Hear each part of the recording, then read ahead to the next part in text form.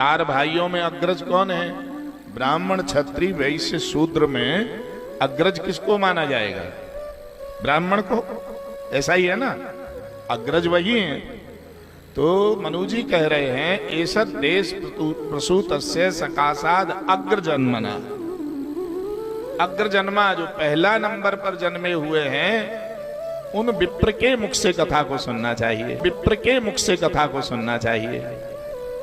हमारे यहां यदि भारत का नक्शा ऐसे खड़ा कर दिया जाए तो सबसे प्रथम नंबर मुख का आता है ना?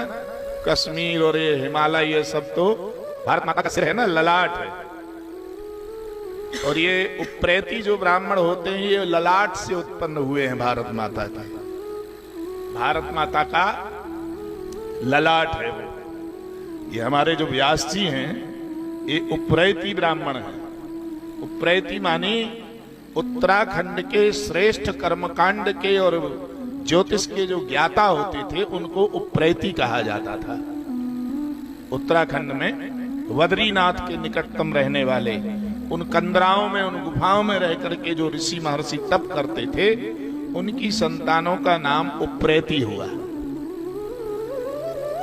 और वो यहां व्यास रूप में आपके यहां विराजमान है। तो कश्मीर से लेकर कन्याकुमारी के बीच में, अटक से लेकर कटक के बीच में जो जन्मा हुआ ब्राह्मण है, वो यदि कथा कहेगा तो उस कथा के सुनने से श्रोताओं का कल्याण हो जाएगा, इसमें कोई संदेह नहीं। ऐसा श्री मनु जी ने माना। तो ब्राह्मण यदि कथा कहेगा तो श्रोता का कल्याण होगा। आजकल तो बड़ी हवा चली हुई है, कोई भी कथा कह रहा है।